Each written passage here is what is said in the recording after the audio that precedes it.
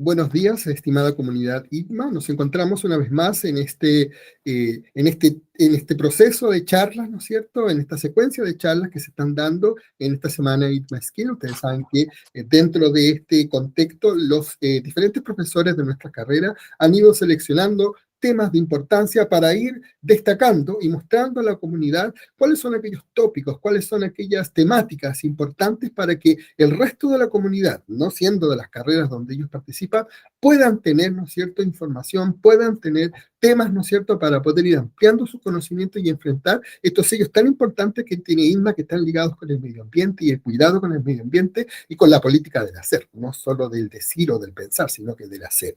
En esta oportunidad nos acompaña nuestra docente, la señorita Tamara Montesinos. Ella es ingeniero en medio ambiente, ella es docente de las carreras de recursos naturales y áreas silvestres protegidas, y en esta oportunidad nos ha traído un interesante tema, un tema que tiene que ver con los residuos. Y sobre una pregunta, esta pregunta es: ¿cuánto demoran en degradarse los residuos? Así que con todo el ánimo del mundo, con toda la energía, ¿no es cierto? Tamara, te entrego el micrófono para que puedas comenzar tu presentación. Hola, muchas gracias. Sí, hoy les voy a traer esta pequeña cápsula de residuos.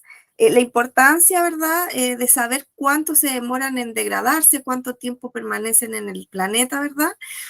Y para partir entonces vamos a cuestionarnos entonces por qué se generan los residuos, ¿verdad? Eh, los residuos se generan entonces en base a la necesidad que tiene el ser humano, ¿verdad? De satisfacer sus necesidades, ya sea de pronto la alimentación, la construcción, ¿verdad? De pronto la ropa que nosotros utilizamos. Entonces, se genera un modelo económico, ¿verdad?, que satisface las necesidades propiamente tal. Y por definición, de acuerdo a la Fundación Ellen MacArthur de 2014, el origen de los residuos se genera como consecuencia de un modelo lineal de preproducción y consumo que se basa en extraer, producir, consumir y eliminar para satisfacer las necesidades humanas. Como les comentaba, propiamente las necesidades de alimentación, transporte, vestimenta, que muchas veces no son tan controlados, ¿verdad? Uno no considera mucho la vestimenta, uno solo compra y desecha, sin tener, manteniendo finalmente este modelo lineal, ¿verdad? Mientras que hoy en día se está haciendo y cambiando este modelo en un modelo más de economía circular, ¿verdad? Que todo vuelva, que todo tenga ya una valorización final, que tenga una reutilización, ¿verdad? Un reciclaje, etcétera. Entonces tenemos este origen de los residuos en este modelo y lo retoco nuevamente para que se haga la diferencia de cómo es este modelo lineal que solo parte con la producción y termina con la eliminación, mientras que hoy se está trabajando con este modelo de economía circular, que parte entonces con la generación, transporte, ¿verdad?, producción, eliminación, pero que en ese proceso también está el reciclaje. Entonces incorpora en cierta forma nuevamente el residuo propiamente tal al mismo modelo, le da un segundo uso y le da una nueva valoración. Y para entender un poco más respecto a los residuos propiamente tal, siempre sale esta pregunta de cuál es la diferencia entre lo que es la basura y el residuo, ¿verdad? La basura finalmente es todo aquello que una vez que se utilizó para lo que estaba hecho, ¿verdad? Cuando ya cumplió con su función, simplemente se desecha. No tiene una valoración, no tiene un punto de pensar en decir, podemos darle una reutilización, etcétera. Uno simplemente lo toma, lo utiliza y lo desecha, en este modelo ya más lineal. Mientras que un residuo que hoy en día es mejor tratarlo de esa forma. Tengo algunos conocidos que ya no dicen la basura no existe, sino que todos son residuos. ¿Por qué? Porque finalmente uno puede darle a todo aquello que generamos un segundo uso, darle una valoración, una valorización, ¿verdad?, al objeto. Por ejemplo, tenemos de pronto el vidrio, botellas de vidrio que podríamos reutilizarla, el plástico, ¿verdad?, reciclarla, ya se le están dando una segunda vida, ¿verdad? Le podemos dar otra función. podríamos hacer ladrillos ecológicos, ¿verdad? Etcétera. Entonces, la diferencia principal acá es que tenemos más bien la basura como modelo lineal, mientras que el residuo pasa a ser ya un modelo un poco más de economía circular. Se le da un segundo uso y una valorización a todo aquello que nosotros generamos, aunque ya lo hayamos utilizado o haya cumplido con su función inicial, ¿verdad? Se le da una segunda función. Un poco de respecto a la basura que nosotros estamos generando o residuos propiamente tal, nosotros estamos generando en promedio 1,19 kilos al día por habitante de basura, que no está siendo reciclada, ¿verdad? Hay residuos que efectivamente ya no pueden, que no se pueden reciclar o no se les puede dar un segundo uso, ¿verdad? Como por ejemplo, hay residuos hospitalarios, ¿verdad? Que de pronto tienen contaminación biológica, por ende no se le puede dar un segundo uso y en ese caso entonces vamos a lo que se llama incineración, ¿verdad? Mientras que también tenemos otros residuos, como por ejemplo los residuos orgánicos que los podemos compostar, ¿verdad? Y darle un segundo uso, podemos mejorar, ¿verdad? El suelo, ¿verdad? Podemos generar huertos, etcétera. Dentro de los residuos se pueden clasificar de diferentes formas. En este caso, puntualmente, vamos a hablar sobre su fuente de origen, en los que encontramos los domiciliarios, que son aquellos que son resultantes de las actividades diarias dentro de los hogares, ¿verdad? Los industriales resultantes, bien digo, de las actividades industriales y semi-industriales dentro de todas estas mermas o desechos que aparecen dentro de los procesos de las industrias, los hospitalarios que son residuos biológicos en algunos casos que vienen directamente de los hospitales y de construcción que por lo general tienden a ser residuos inertes, que también en algunos casos son reutilizados o bien no generan un problema tan importante porque son inertes, ¿verdad? También tenemos su biodegradabilidad, bien digo, orgánicos e inorgánicos, que dentro de lo orgánico encontramos todos aquellos que, como papel, eh, frutas, verduras, ¿verdad? Que están compuestos por materiales vegetales y animales y comestibles que se descomponen y vuelven a la tierra, ¿verdad? En algunos son biodegradables, ¿verdad? Porque son capaces de degradarse propiamente tal o a sí mismo. Tenemos los inorgánicos que no están compuestos por materia orgánica, que son como por ejemplo los metales, los plásticos, que son de origen de productos industriales, los cuales tardan mucho tiempo en degradar, en desintegrarse y en algunos casos algunos no alcanzan a descomponerse propiamente tal. Y también tenemos los que son de acuerdo a su composición, pero que también tienen que ver para efectos de manejo como los papeles, cartones y vidrios. Con respecto a la composición de los residuos sólidos domiciliarios, que son los que nosotros generamos, ¿verdad? Acá aparece cómo en distintas zonas del país, de cómo se compone. En este caso, estas gráficas son un poco antiguas, pero muestra entonces cuánto es el porcentaje de residuos que generan, ¿verdad? Principalmente en la región metropolitana se generaba materia orgánica en un 58%, mientras que papel y cartón un 13%, el plástico, o sea, predomina la materia orgánica respecto a la generación de los residuos en diferentes partes del país. De ahí tenemos diferentes proporciones. Los otros, papel y cartón, plástico, siendo los plásticos también el tercer porcentaje mayoritario, y después viene el papel y el cartón, y en un pequeño porcentaje el vidrio y los metales.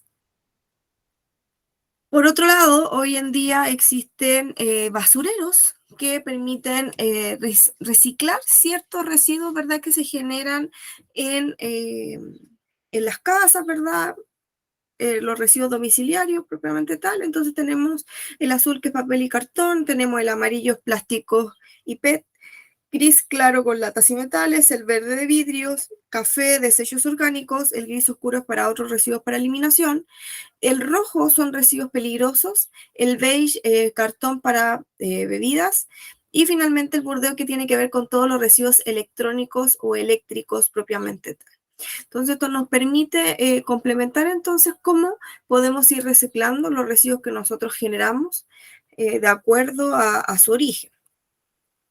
Por otro lado, tenemos que un proceso del manejo de residuos propiamente tal. Esto está relacionado entonces con lo que hablábamos inicialmente. Tenemos entonces que los residuos o el origen de los residuos es debido a este modelo lineal, ¿verdad? Hoy en día estamos trabajando entonces como este modelo un poco circular. Partimos entonces con el generador de residuos. En este caso yo, por ejemplo, genero de pronto, estoy haciendo una construcción, pero además tengo residuos propios, ya sea plástico, de pronto compuesto orgánico, entonces hay en algunos casos puntos verdes o puntos limpios, entonces yo genero el reciclaje.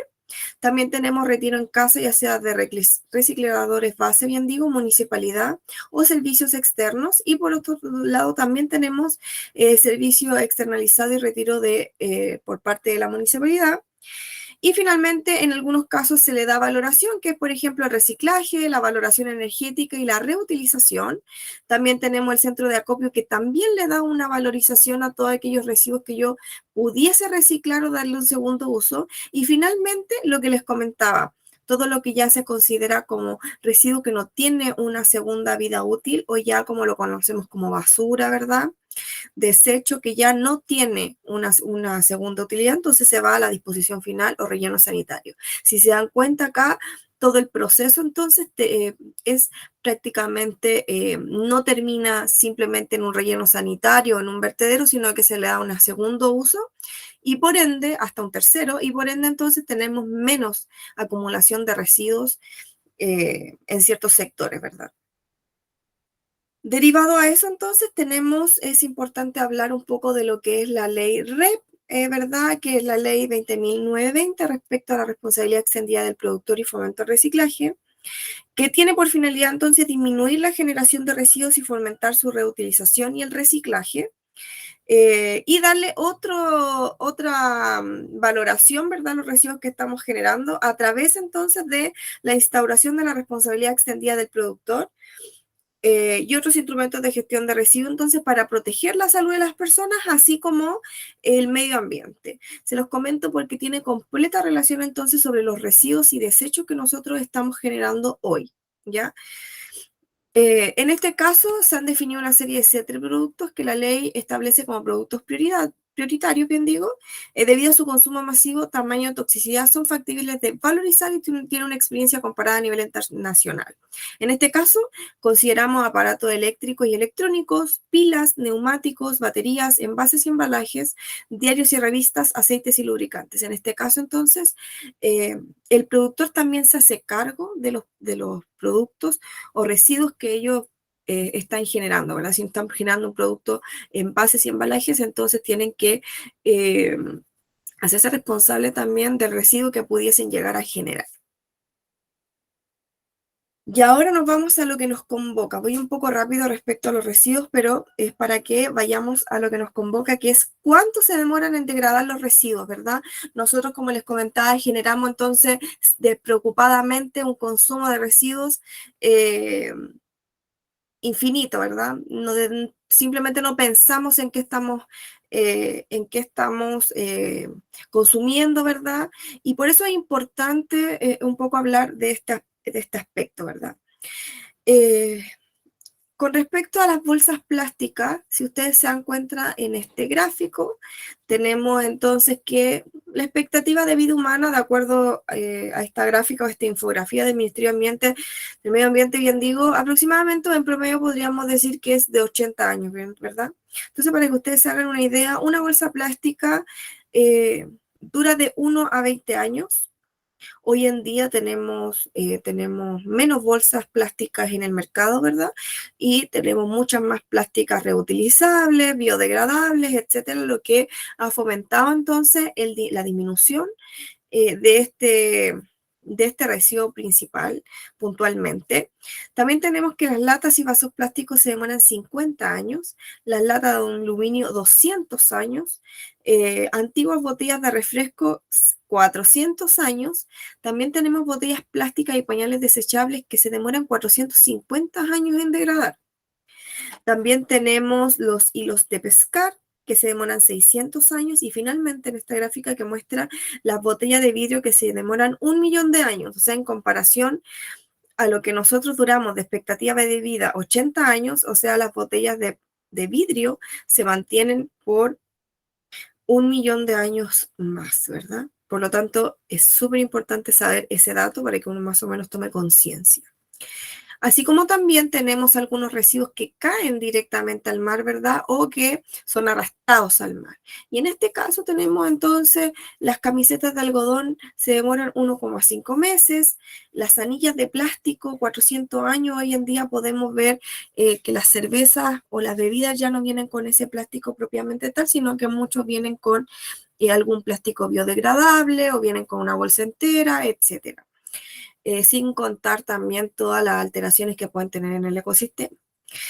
También tenemos las latas de refresco, ¿verdad? Que les decía que actualmente duran 200 años, pero las antiguas llegan a durar 400. Tenemos los neumáticos que se demoran 1.000 años en degradarse, pañales 450 años, las botellas de vidrio nunca, o 1.000.000 de años, es mucho tiempo. Vasos de plástico cubiertos de un solo uso que se demora 400 años, los cubiertos de plástico. El hilo de pescar se demora 600 años, la colilla 10 años y las botellas de plástico 450 años. O sea, si nos damos cuenta, es mucho más tiempo de lo que nosotros vivimos como expectativa de vida. O sea, lo que estamos hoy generando va a perdurar en el tiempo por muchas, muchas, muchas generaciones. Otro de los aspectos o otro de los objetos que quería mostrar en esta presentación respecto al tiempo de degradación son objetos más cotidianos, ¿verdad?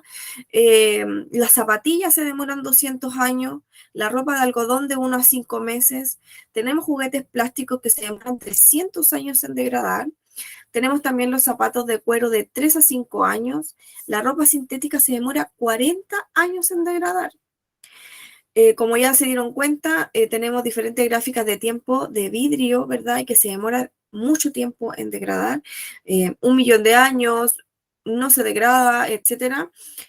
Más de 4.000 años, o sea, en mucho tiempo el que puede estar una botella en la tierra, ¿verdad? Sin pasar por este proceso de degradación, ¿verdad? Un encendedor 100 años y el Tetra Brick se demora 30 años en degradar. Estos son objetos cotidianos que por lo general uno lo tiene en casa, ¿verdad? Que uno compra de manera constante, siempre está comprando ropa, los juguetes, ¿verdad? Etcétera. Y nos damos cuenta que van a perdurar mucho más tiempo que nosotros en el planeta. Finalmente, a modo de tomar conciencia, es importante que nosotros identifiquemos nuestros residuos, ¿verdad? Identificar cuáles son los envases o el total de envases que estamos generando. Podríamos considerarlo solo en un mes y de ahí identificar cuánto generamos en un año, ¿verdad? Identificar también qué tipo de material es el que más hemos estado utilizando, ¿verdad? En algunos casos pueden ser plástico. Hoy en día cada vez hay más materiales que permiten la biodegradación. También hay fotodegradación, ¿verdad? Que funciona netamente con la luz del sol, o de pronto hay bolsas que con el agua, ¿verdad? Se disuelven. Entonces, identificar cuál es el tipo de material que más estamos utilizando nosotros dentro de nuestra casa. Y finalmente, ¿qué hago con mi residuo? Entonces, podemos trazar qué es lo que estamos generando, cuál es el material más usado y qué es lo que podemos hacer con los residuos que yo estoy generando, ¿verdad? Podemos reciclarlo, llevar un punto limpio, ¿verdad? De pronto buscar un reciclador base, si tenemos mucha generación de residuos en el caso de que tenga una pyme o una industria, etc. A raíz de esto, entonces, ¿cómo prevenimos la generación de los residuos? Es compra solo lo necesario, no es necesario el sobreconsumo, ¿verdad? Siempre cuestionarse si lo necesito o no. prefiere comprar productos frescos o a granel, evita entonces el plástico propiamente tal, de pronto lleva tu propia bolsa de tela, busca un plástico que te permita ser reutilizado muchas veces, prefiere productos con una mayor vida útil. Eh, por lo general hoy en día tenemos muchos productos eh, que tienen caducidad o fecha de caducidad, entonces la idea es tratar de buscar productos con una mayor vida útil dentro de lo posible. Así como también evita los productos con envases desechables, principalmente reutilicemos, prefiera y utiliza pilas recargables. Las pilas son súper contaminantes, si caen en el agua o caen en el suelo, tienden a contaminar ese espacio completamente debido a los componentes que tienen las baterías. Y evita imprimir documentos innecesarios. Siempre prefiere el documento. Hoy en día todos tenemos el teléfono a la mano. Hoy en día es parte de nuestro cuerpo, ¿verdad? Es una extensión de nosotros. Por lo tanto, prefiere esa herramienta antes de tener que imprimir documentos. Evita las boletas, ¿verdad? Que debido a la tinta no se pueden reciclar, ¿verdad? Por lo tanto, siempre prefiere el documento en digital antes de que tener que imprimirlo. Y finalmente, esa es la presentación que tengo para hoy respecto a cuánto demoran en degradarse los residuos. No, gracias, Tamara. En realidad es un tremendo tema este de podernos, porque todos, yo creo que todos empezamos a ver, oye, yo tengo tantas botellas plásticas, empezamos a sacar cuenta de inmediato de la cantidad de miles de años que van a estar estos productos ahí en el medio ambiente, en este sistema tan lineal, ¿no es cierto? En este sistema que nos impide ver y nos impide pensar de manera circular. Yo creo que es importante este tema. Muchas de las charlas que se han ido presentando durante este ciclo, ¿no es cierto? He estado conversando acerca de este pensamiento lineal, de esta forma de ver, ¿no es cierto?, la vida que nos ha llevado a encontrarnos con esta cantidad, ¿no es cierto?, de material y residuos, como lo estás señalando tú, que no tienen en este momento una segunda utilidad, que podrían tener una segunda utilidad y que podrían dar una visión más circular a esta vida, ¿no es cierto?, que por ser de por sí tan lineal nos está cayendo encima, se nos está cayendo encima a pedazos, ¿no es cierto?, y es tremendamente valioso que estos temas, ¿no es cierto?, salgan a la luz, pero con cosas tan prácticas como lo estás señalando tú. O sea, cuando tú me dices, oye, va a estar 1000 años, o sea, no estamos hablando de una vida, estamos hablando de muchas vidas. O sea, no tendríamos que volver a nacer no sé cuántas veces y todavía va a estar ahí instalada la botella. O sea, hay que ser bien, ¿no es cierto? Entonces, en ese contexto yo creo que es importante. Hay dos preguntas que durante tu presentación me parece importante que las puedas tú aclarar. La primera, que nos puedas explicar por qué es importante conocer el tiempo de degradación. Fíjate cuando tú nos mencionaste los tiempos, porque nos llevó a la reflexión de inmediato, pero ¿por qué es importante conocer el tiempo de degradación, ¿no es cierto?, que tú nos acabas de señalar. Y segundo, ¿qué impactos ambientales podrían darse o podrían generarse debido al mal manejo de la eliminación de estos residuos? Porque yo también creo que tú lo señalaste, esto de si se maneja correcta o incorrectamente, pero si se manejan incorrectamente, ¿cuál podría ser el impacto en el medio ambiente? Súper. Mira, con la primera pregunta respecto a por qué es importante y por qué lo abordé, es porque con datos gráficos o datos puntuales, datos concretos, uno toma conciencia de por qué es importante entonces fomentar el reciclaje, contribuir al reciclaje, a la reutilización, ¿verdad? A darle un segundo uso a lo que nosotros estamos generando, ya cambiar ese paradigma de lo que que todo es basura, sino que ya hoy en día todo es residuo, todo le podemos dar un segundo uso, como digo. Entonces, es importante. ¿Por qué? Porque uno toma conciencia, es un dato concreto. Como tú decías, 1.000.000 de años. El plástico se demora 450 años, o sea, generaciones y generaciones van a pasar antes de que ese producto o residuo pueda ser degradado. Por lo tanto, ¿por qué es importante entonces? Porque uno toma conciencia con el dato concreto.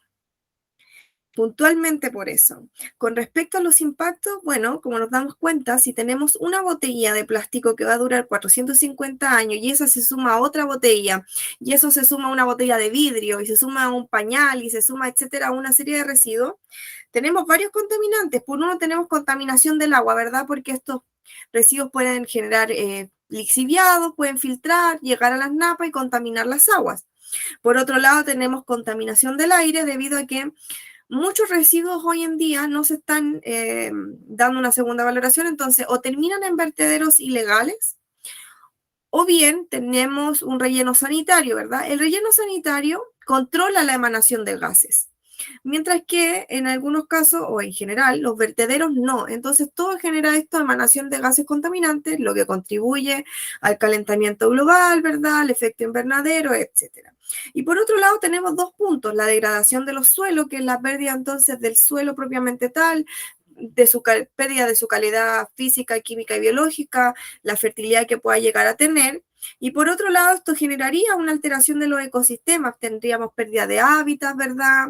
Tenemos esas rejillas de plástico de las cervezas que hace que, por ejemplo, las tortugas se enreden ahí, entonces ya se está perdiendo una especie, hay contaminación de los mares y estos terminan en el fondo del mar, entonces hay hartos efectos que se generan debido al mal manejo de la eliminación en estos residuos. Por eso es importante entonces, en base a estos datos de degradación concreto, uno tomar conciencia y enfocarse entonces en la valoración de los residuos y entonces vayamos al punto limpio, preguntémonos si lo necesitamos o no, y así tomar un poco más de conciencia de lo que podemos contribuir para mejorar entonces el entorno y ayudar al medio ambiente.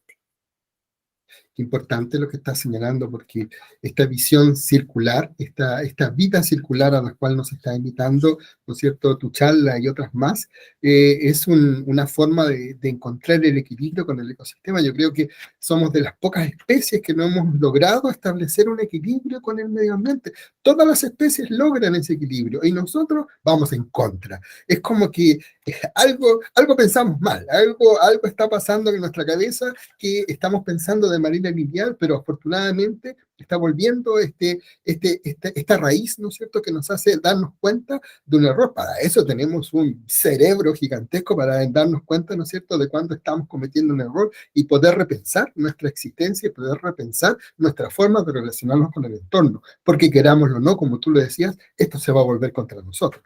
Y cuando se vuelva contra nosotros, no le podemos echar la culpa a nadie. Somos nosotros Claro. los culpables del asunto. El tema está en que nosotros vamos a partir y son nuestros hijos, son nuestros descendientes los que van a quedar, ¿no es cierto?, con esta problemática, tratando de resolver como lo estamos tratando de resolver ahora, porque estas olas son de generaciones anteriores. Tamara, te agradezco enormemente tu charla, ha sido una charla muy interesante. Invito a toda la comunidad a que sigan participando de este ciclo, es un ciclo muy interesante, de mucha información, donde usted se puede empapar de nuevos temas, puede, ¿no es cierto?, hacer partícipe, ¿no es cierto?, de la conversación en su casa, en su hogar, ¿no es cierto?, después de almuerzo, después de una cena, con un traguito, ¿no es cierto?, que no sea botella de vidrio, eso sí, porque que sea dentro de lo que te está enseñando, ¿no es cierto?, nuestros profesores, a poder vivir, ¿no es cierto?, en esta vida más circular que nos está invitando a vivir nuestros profesores y nuestra institución. Tamara, un gran abrazo, que estés muy bien y comunidad, nos seguimos viendo durante toda esta semana en este ciclo de charlas ITMESKIL.